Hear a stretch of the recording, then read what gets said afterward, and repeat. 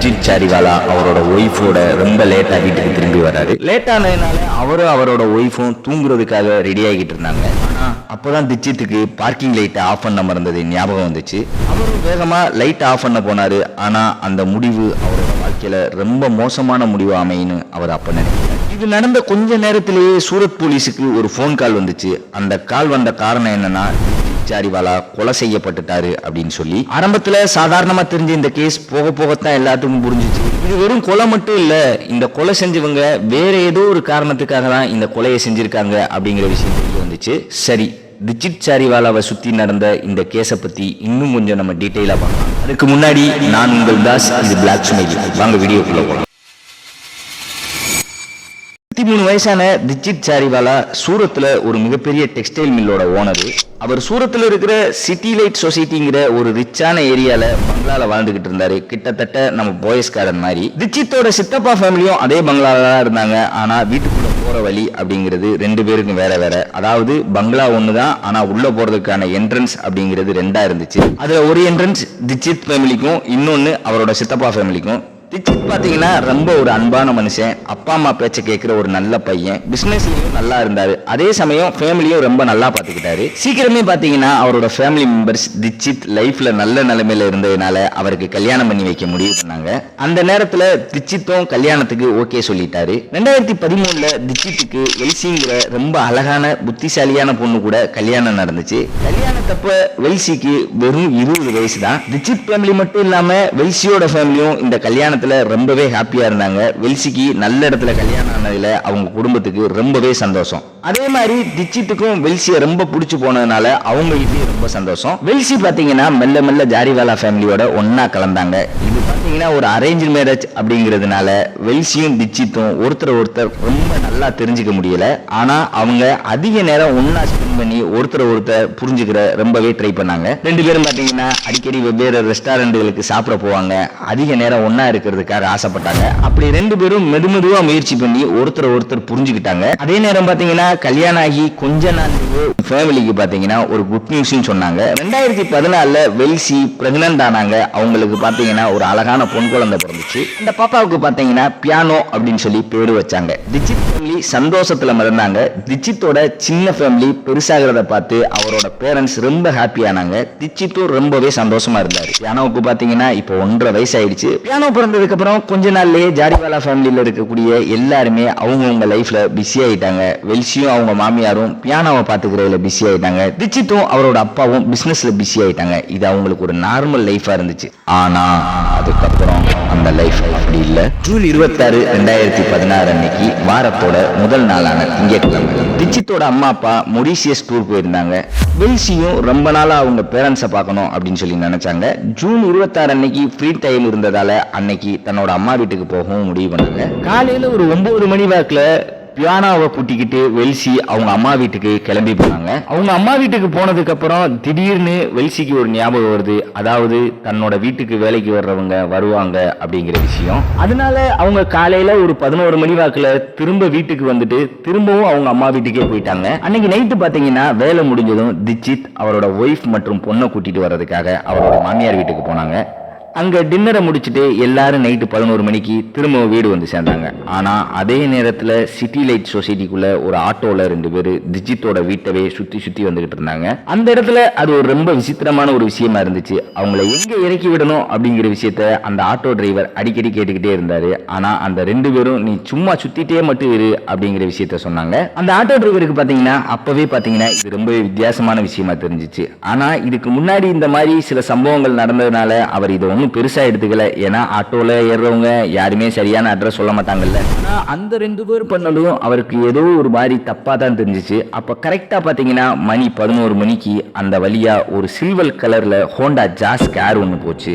அதை பார்த்ததும் ஆட்டோல இருந்த அந்த 2 பேர்ல ஒருத்தன் அந்த காரை ஃபாலோ பண்ண சொன்னா. அந்த சில்வர் ஹோண்டா ஜாஸ் கார் பாத்தீங்கன்னா ஒரு பங்களாவோட பார்க்கிங்ல போய் நின்னுச்சு. அதுல இருந்து திக்ஜித், வெல்சி அப்புறம் பியானோ 3 பேர் இறங்கினாங்க. வீட்டுக்குள்ள போனதும் திக்ஜித்தும் வெல்சியும் பியானோவை தூக்கிக்கிட்டு ஃபர்ஸ்ட் ஃப்ளோர்ல இருக்கிற அவங்க பெட்ரூமுக்கு போனாங்க.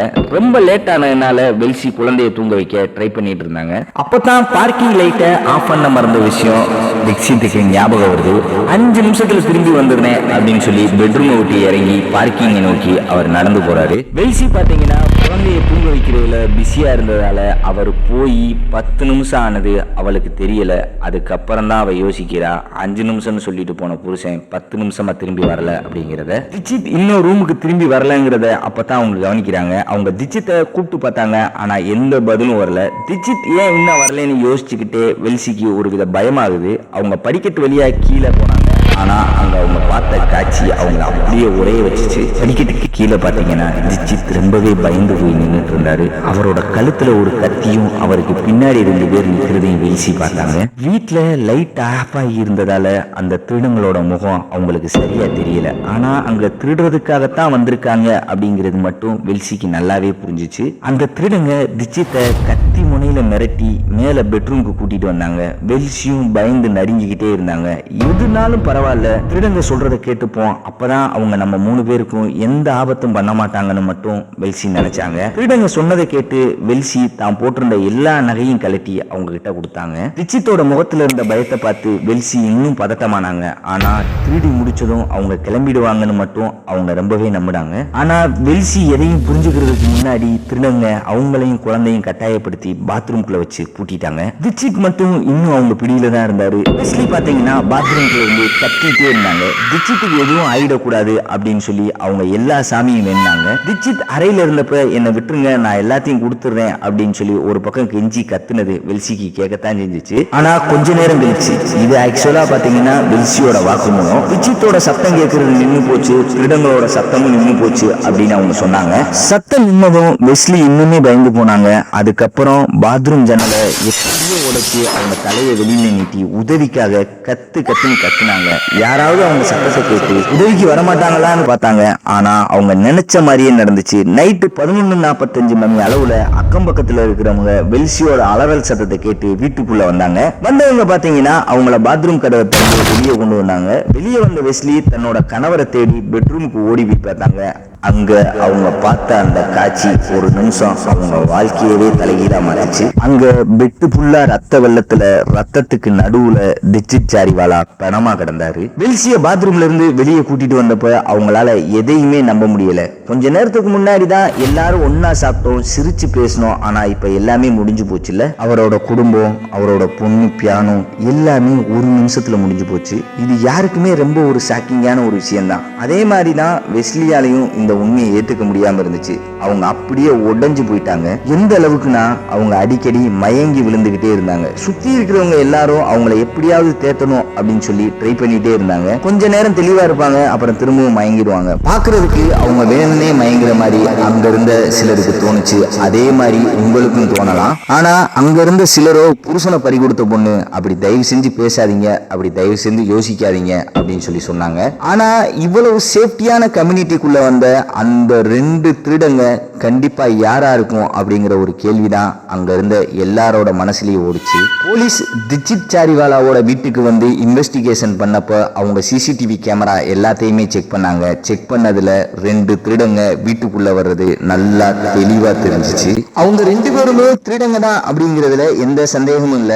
ஆனா போலீஸ் உள்ள போய் பார்த்தப்ப ஒரு விசித்திரமான விஷயத்தை கவனிச்சாங்க. அது என்னன்னா, கிச்சன் தர ஃபுல்லா மிளகா பொடி கொட்டி கிடந்துச்சு. அந்த மிளகா பொடி கிச்சன்ல மட்டும் இல்லாம பெட்ரூம்லயும் கொட்டி கிடந்துச்சு. இது ரொம்பவே வித்தியாசமா இருந்துச்சு. இத பார்த்த போலீஸுக்கு ஒண்ணுமே புரியல. ஆனா அப்போதைக்கு இதுக்கும் திச்சித் கொலைக்கும் எந்த சம்பந்தமும் இருக்காது அப்படின்னு சொல்லி போலீஸ் நினைச்சாங்க. ஏன்னா திச்சித்தோட உடம்புலயோ இல்ல அவரோட ட்ரெஸ்லயோ மிளகா பொடி கொட்டினதுக்கான எந்த விதமான ஒரு அடையாளமும் இல்ல. திச்சித் உடம்புல எங்கேயுமே மிளகா பொடி கரையும் இல்ல. இதுதான் அந்த வீட்டுல நடந்த முதல் விசித்திரமான விஷயம். ஆனா இது மட்டும் இல்லாம இன்னும் நிறைய இருந்துச்சு. போலீஸோட இன்வெஸ்டிகேஷன்ல போக போக அவங்களுக்கு நிறைய சந்தேகங்கள் வர ஆரம்பிச்சிச்சு. அன்னைக்கு திச்சித்தும் வெல்சியும் மட்டும்தான் அந்த வீட்டுல இருப்பாங்க அப்படிங்கிற விஷயம் அந்த திருடங்களுக்கு எப்படி தெரிஞ்சிச்சு? அப்படியே தெரிஞ்சிருந்தா கூட யாருமே இல்லாத மதிய நேரத்துல ஏன் அவங்களால திருட வர முடியல? திச்சித்தும் வெஸ்லியும் திரும்ப வீட்டுக்கு வர்ற வரைக்கும் அவங்க ஏன் அங்க வெயிட் பண்ணணும்? சரி, அவங்களுக்கு திருடுறது மட்டும்தான் நோக்கமா இருந்தா அவங்க ஏன் வெல்சியோட நகையை மட்டும் திருடிட்டு போகணும்? வீட்டுல இன்னும் விலை உயர்ந்த பொருட்கள் எவ்வளவோ இருக்கும்போது அதெல்லாம் ஏன் அவங்க தொடவே இல்லை? சொல்ல போனா திச்சித்தோட கையில இருந்த மோதிரத்தையும் அவர் கழுத்துல போட்டிருந்த தங்க செயினையும் அவங்க ஏன் தொடவே இல்லை? ஆக்சுவலா திருடுங்க நினைச்சிருந்தா வெல்சியையும் திச்சித்தையும் கொண்டுட்டு மொத்த வீடையும் கொள்ளையடிச்சிருக்கலாம். ஆனா அவங்க திச்சித்தை மட்டும் கொண்டுட்டு வெல்சியும் குழந்தையும் ரொம்ப சேஃபா பாத்ரூம்ல வச்சு பூட்டிட்டாங்க. அவங்களுக்கு ஒரு சின்ன காயம் கூட இல்லை. அது மட்டும் இல்லாம வீட்டை பார்த்தா ஒரு திருட்டு நடந்த வீடு மாதிரியே இல்லை. இது ஆரம்பத்துல இருந்தே ஒரு பிளான் பண்ணி செஞ்ச மாதிரி தான் இருந்துச்சு. ஆரம்பத்துல நான் ஒன்று சொன்னேன், ஞாபகம் இருக்கா? நிச்சித் பாத்தீங்கன்னா பார்க்கிங் லைட் ஆஃப் பண்ணத்தான் கீழே போனாரு அப்படின்னு சொல்லி. அதை பத்தி இன்வெஸ்டிகேஷன் பண்ணப்ப டிச்சித்தோட பெட்ரூம்லயே பார்க்கிங் லைட் ஆஃப் பண்றதுக்கான ஒரு சுவிட்ச் போர்டு இருந்துச்சு. பெட்ரூம்ல இருந்தே ஆஃப் பண்ண முடியும் அப்படிங்கிறப்ப அவர் எதுக்காக கஷ்டப்பட்டு கீழே போனாரு? இன்னொன்னு என்னன்னா, போலீஸ் வெல்சி கிட்ட திருடங்க எப்போ வந்தாங்க எப்போ போனாங்கன்னு கேட்டப்ப அவங்க சொன்ன டைமுக்கும் சிசிடிவில இருக்கிற டைமுக்கும் சம்பந்தமே இல்லை. இதெல்லாம் பார்த்தப்ப போலீஸுக்கு ஒரு சந்தேகம் வந்துச்சு, இந்த கொலையில வெல்சிக்கும் ஏதாவது சம்பந்தம் இருக்குமோ அப்படின்னு. ஆனா வெல்சி இருக்கிற நிலைமையை பார்த்தா அவங்க அவரோட கணவர் மேல அவ்வளவு அன்பு வச்சிருக்கிற மாதிரியும் ரொம்ப சோகத்துல இருக்கிற மாதிரியும் தான் இருந்துச்சு. ஆனா நமக்கே தெரியும், வெளியில தெரியுறது எல்லாமே உண்மையா இருக்காது அப்படின்னு. போலீஸுக்கு வெல்சி மேல முழு சந்தேகம் இருந்தா கூட, ஆனா அவங்களுக்கு எதிரா ஒரு வலுவான ஆதாரம் பாத்தீங்கன்னா போலீஸுக்கு தேவைப்பட்டுச்சு. போலீஸ் சிசிடிவியை செக் பண்ணப்ப ஒரு ஆட்டோ டிச்சித்தோட பங்களாவை சுத்தி சுத்தி வரத பார்த்தாங்க. டிச்சித்தோட கார் வந்த உடனே அந்த ஆட்டோவும் பின்னாடியே வந்துச்சு. போலீஸ் அந்த ஆட்டோ டிரைவரை கண்டுபிடிச்சு கூப்பிட்டு விசாரிச்சப்ப அவருக்கு அன்னைக்கு நைட்டு நடந்த எல்லாமே நல்லா ஞாபகம் இருந்துச்சு. அது மட்டும் இல்லாம அந்த 2 பேசஞ்சரோட முகமும் அவருக்கு நல்லா ஞாபகம் இருந்துச்சு. ஏன்னா ஆட்டோல ஏறவங்க எங்க போகணும் அப்படிங்கறத கண்டிப்பா சொல்லுவாங்க. ஆனா அவங்க 2 பேரும் எங்க போகணும் அப்படிங்கிற விஷயத்த அன்னைக்கு சொல்லாம சுத்திக்கிட்டே இரு அப்படின்னு சொல்லி சொன்னனால அவங்க 2 பேரோட முகம் இவருக்கு நல்லாவே ஞாபகம் இருந்துச்சு. அது மட்டும் இல்லாம அந்த ஆட்டோ டிரைவர் கிட்ட இன்னும் டீப்பா விசாரிச்சப்ப அவர் போலீஸ் கிட்ட 2 பேரோட பேரை சொன்னாரு. முதல் நபரோட பேரு சுகேது, 2வது நபரோட பேரு திரேந்தர் சவுகான். இவன் பாத்தீங்கன்னா சுகேதுவோட டிரைவர். இப்ப போலீஸுக்கு 2 பேரோட பேரும் கிடைச்சிருச்சு. அந்த 2 திருடங்களும் அங்க வந்ததுக்கு சிசிடிவி மூலமா அவங்க கிட்ட ஒரு சாங்கான ஆதாரமும் இருந்துச்சு. அதுக்கப்புறம் போலீஸ் விசாரிச்சதுல போலீஸோட கைவசம் இருந்த அந்த 2 பேர்ல ஒருத்தர் குடும்ப உறவினர் அப்படிங்கிற விஷயம் தெரிய வந்துச்சு. இப்ப போலீஸுக்கு முன்னாடி இருந்த முக்கியமான கேள்வி, யார் இந்த சுகேது அப்படிங்கிறது தான். சுகேது என்கிற சன்னிமொழி. இந்த சுகேது யாரு அப்படின்னு சொல்லி பாத்தீங்கன்னா வெல்சியோட தாய்மாமா பையன், அதாவது வெல்சியோட மொர பையன். வெல்சியும் சுகேதுவும் சில வருஷங்களுக்கு முன்னாடி காதலிச்சதா சொல்லப்பட்டுச்சு. ஆனா அவங்களால ஏதோ சில காரணங்களால கல்யாணம் பண்ணிக்க முடியல. சுகேது வெல்சியோட காதலை பத்தி வெல்சியோட குடும்பத்துக்கு தெரிஞ்சப்ப அவங்க உடனே வெல்சிக்கு கல்யாணம் பண்ணி வைக்கணும் அப்படின்னு சொல்லி முடிவு பண்ணி டிச்சித் குடும்பத்தை தேர்ந்தெடுத்தாங்க. அதுக்கப்புறம் டிச்சித் வெல்சி கல்யாணம் நடந்து முடிஞ்சது. கல்யாணத்துக்கு அப்புறம் சுகேதுவும் வெல்சியும் ஒருத்தர் சந்திக்கிறத தவிர்த்து தள்ளியே இருந்தாங்க. வெல்சி கல்யாணமான கொஞ்ச நாள்லயே சுகேதுவும் வேறொரு பொண்ணை கல்யாணம் பண்ணிக்கிட்டான். 2 பேரும் பாத்தீங்கன்னா அவங்கவுங்க வாழ்க்கையில ரொம்பவே பிஸி ஆயிட்டாங்க. ஒருத்தரோட ஒருத்தர் பேசுறது கூட இல்ல. ஆனா ஒரு நாள் சோசியல் மீடியா மூலமா 2 பேரும் திரும்பவும் பேச ஆரம்பிச்சாங்க. மெல்ல மெல்ல அந்த பேச்சு அதிகமாகி ஒரு கட்டத்துல 2 பேரும் மணிக்கணக்கா பேசிட்டு இருந்தாங்க. அவங்க 2 பேரும் இன்னமும் ஒருத்தர் காதலிக்கிறோம் அப்படிங்கிறத சீக்கிரமே உணர்ந்தாங்க. ஏற்கனவே வேற ஒருத்தரோட கல்யாணம் ஆகி இருந்தாலும் இவங்க 2 பேரும் சேர்ந்து வாழ ஆசைப்பட்டாங்க. என்ன தலை சுத்துதா? இனி தலைகீழா சுத்தும். ஆனா வெல்சியோட வாழ்க்கையில டிச்சித் இருக்கிற வரைக்கும் இது கண்டிப்பா நடக்காது அப்படிங்கிற விஷயம் அவங்களுக்கு நல்லாவே தெரியும். அதனால அவங்க 2 பேரும் ஒன்னா சேர்ந்து வாழணும் அப்படின்னா டிச்சித் வெல்சியோட வாழ்க்கையில இருந்து வெளியே போகணும் அப்படிங்கிற விஷயத்த அவங்க முடிவு பண்ணாங்க. வெல்சி ஒரு நல்ல மனுஷியா இருந்திருந்தா டைவர்ஸ் கேட்டிருக்கிறான். ஆனா அப்படி டைவர்ஸ் கேட்டா அவளோட பேரு கெட்டு போயிடுன்னு நினைச்சு டிச்சித்தை கொல்றதுதான் சரியான முடிவுன்னு வெல்சி முடிவு பண்ணா. அங்கத்தான் டிச்சித்தை கொலை பண்றதுக்கான பிளான் பாத்தீங்கன்னா ஆரம்பமா. அந்த பிளான் படி அன்னைக்கு நைட்டு டிச்சித்தும் வெல்சியும் வீட்டுக்கு வர்றதுக்காக சுகேதுவும் திரேந்திராவும் காத்துட்டு இருந்தாங்க. அவங்க வீட்டுக்கு வந்த உடனே டிச்சித்தை தாக்கி அவரோட உயிரை எடுக்கணும்னு சொல்லி முடிவு பண்ணாங்க. இந்த கொலையை ஒரு திருட்டு சம்பவம் மாதிரி காட்டி மறைக்கணும்னு அவங்க பிளான் பண்ணாங்க. ஆனா இவங்க 3 பேர் தான் கொலைகாரங்கன்னு நிரூபிக்கிறது போலீஸுக்கு ரொம்பவே கஷ்டமா இருந்துச்சு. அப்பதான் போலீஸுக்கு இன்னொரு ஆதாரமும் கிடைச்சது. டிச்சித்தோட ஹோண்டா கார் அவரோட பங்களால இருந்து 1 கிலோமீட்டர் தூரத்துல போலீஸுக்கு கிடைச்சிச்சு. அந்த காருக்குள்ள மிளகா பொடி இருந்துச்சு. அதே மிளகா பொடி தான் டிச்சித்தோட பெட்ரூம்லயும் செதறி கிடந்துச்சு. சுவேது கிட்ட இருந்து வெல்சியோட நகைகளையும் திரேந்திரா கிட்ட இருந்து டிச்சித்தோட மொபைல் போனும் போலீஸுக்கு கிடைச்சது. அது மட்டும் இல்லாம அன்னைக்கு நைட்டு சுவேதுவையும் திரேந்திராவையும் டிச்சித்தோட பங்களா வாசல்ல இறக்கி விட்ட ஆட்டோ டிரைவர் மாதிரி மொத்தம் 108 சாட்சிகள் போலீஸுக்கு கிடைச்சாங்க. இவ்வளவு ஆதாரங்களும் சாட்சிகளும் இருந்ததால டிச்சித்துக்கு நீதி கிடைக்கும்னு போலீஸ் நம்பினாங்க. ஆனா அது நடக்கல. ஜூன் 30, 2016 அன்னைக்கு போலீஸ் வெல்சி, சுகேது மற்றும் திரேந்திராவை அரெஸ்ட் பண்ணாங்க. பண்ணாங்க. கோர்ட்ல நடந்த விசாரணையில ஒரு மிகப்பெரிய ட்விஸ்ட் ஒன்று நடந்துச்சு. அதாவது சுகேது கிட்ட இருந்து பறிமுதல் பண்ண நகைகள் தன்னோட நகைகளே இல்ல அப்படின்னு சொல்லி வெல்சி சாட்சி சொன்னா. அது மட்டும் இல்லாம ஆட்டோ டிரைவரும் சுகேந்திரையும் திரேந்திராவையும் தான் அன்னைக்கு பார்த்தேனான்னு தனக்கு சரியா தெரியலைன்னு சொல்லி தன்னோட வாக்குமூலத்தை மாத்தி பிறல் சாட்சியா மாறினா. 108 சாட்சிகள் இருந்தும் ஆதாரங்கள் இருந்தும் 3 வருஷம் கழிச்சு அந்த கொலை குற்றவாளிகள் 3 பேர் விடுதலை ஆயிட்டாங்க. இந்த வழக்குல ஒரு நல்ல முடிவு கிடைக்கும் அப்படின்னு சொல்லி நீங்க எதிர்பார்த்திருப்பீங்க. ஆனா சோகமான விஷயம் என்னன்னா இதுதான் இந்த வழக்கோட முடிவே. இப்போ அந்த 3 பேரும் சுதந்திரமான வாழ்க்கையை வாழ்ந்துகிட்டு இருக்காங்க. ஆனா தீட்சித்தோட குடும்பம் ஒரு நல்ல மகனை இழந்துட்டாங்க. பியானோ மாதிரியான ஒரு பாப்பா, ஒரு பாசமான தந்தையை இழந்துட்டா. தீட்சித் பாத்தீங்கன்னா இளம் வயசுலேயே ஒரு நல்ல பாவாவும் ஒரு நல்ல மகனாகவும் ஒரு நல்ல குடும்ப தலைவனாகவும் இருந்தாரு. உண்மையை சொல்லணும்னா அவருக்கு இப்படி ஒரு முடிவு இருந்திருக்கவே கூடாது. இந்த வழக்குல வெல்சி தீட்சித் கிட்ட டைவர்ஸ் கேட்டிருந்தாங்க அப்படின்னா கண்டிப்பா தீட்சித் அவளுக்கு டைவர்ஸ் கொடுத்திருப்பாரு. அந்த மாதிரி ஒரு நல்ல குணம் படைச்ச மனுஷன் தான் தீட்சித். ஆனா அப்படி டைவர்ஸ் கேட்டா தன்னோட பேர் கெட்டு போயிடும் அப்படின்னு சொல்லி வெல்சி ஒரு உயிரவே எடுத்துட்டா.